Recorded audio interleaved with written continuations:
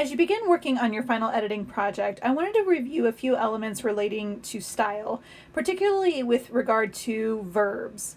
As I was looking at homework over the past week, I noticed a lot of confusion about verbs and also a lot of missed opportunities for editing in a way that would make your style more effective. So the goal of this video is to re-emphasize or highlight those elements in order to help you edit for verbs and for style overall.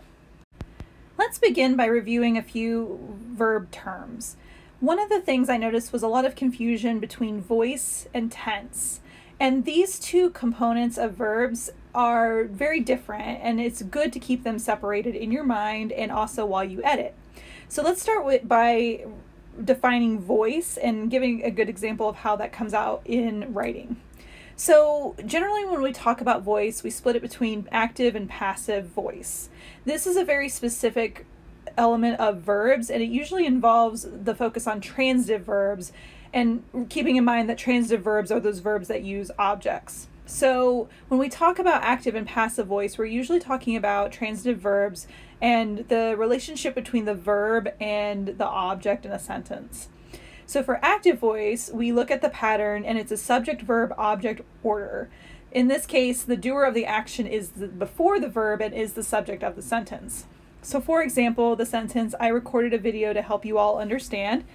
I is the subject and it's also the doer of record.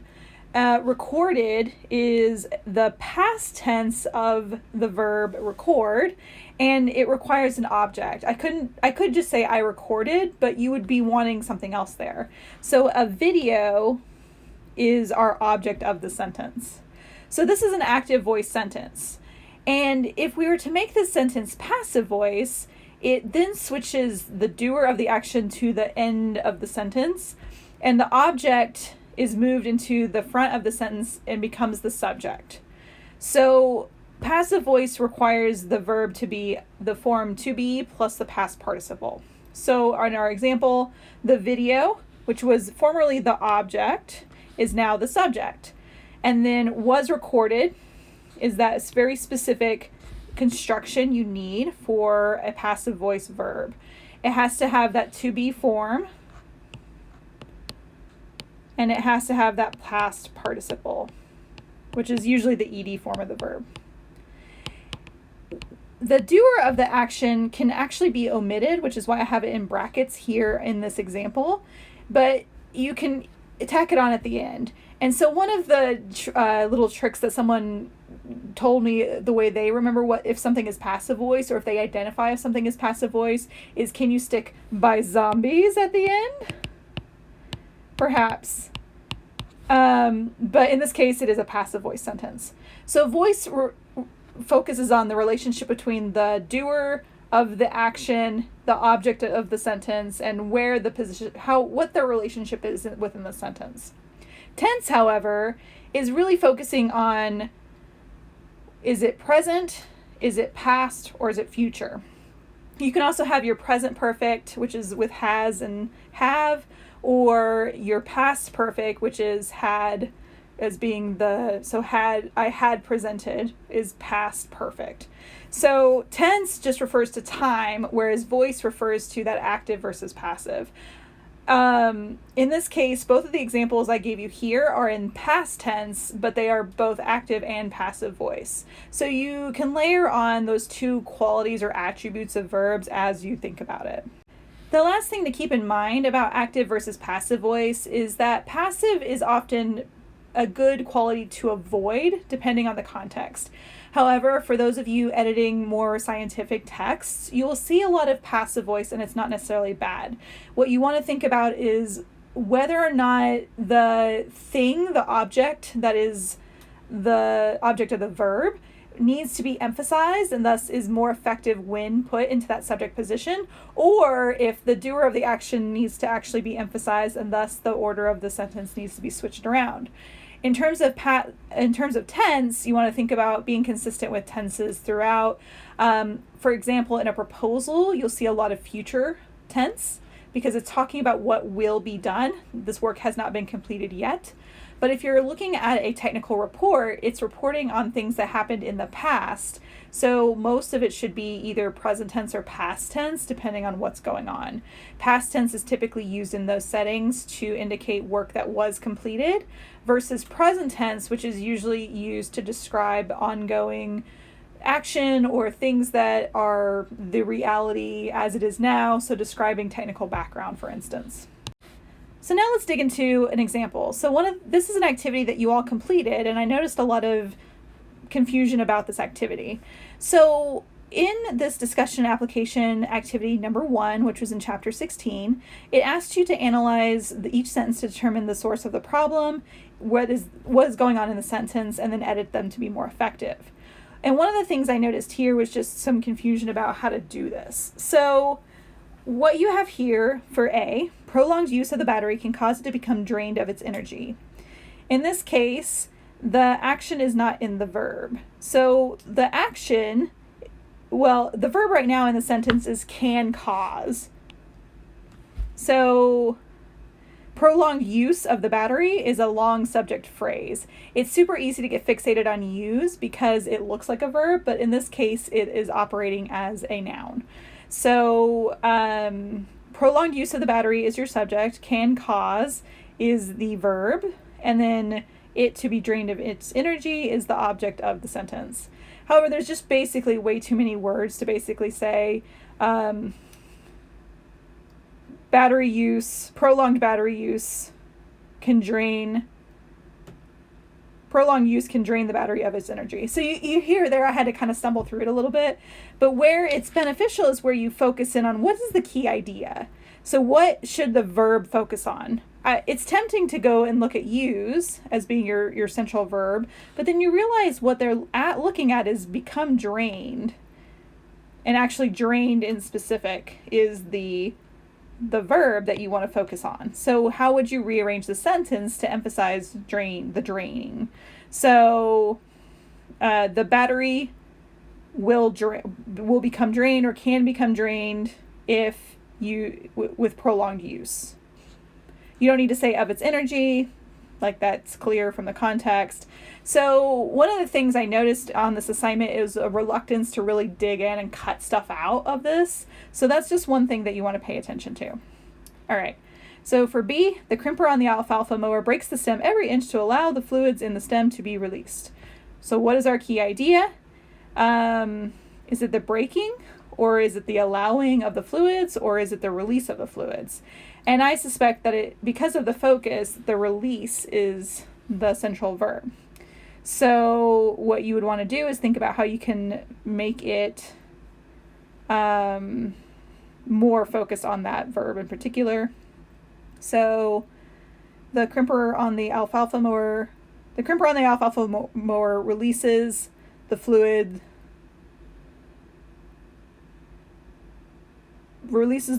in the stems by breaking the stem every inch. So that's an example. I'm sort of rearranging, and sometimes you have to do a couple iterations of this.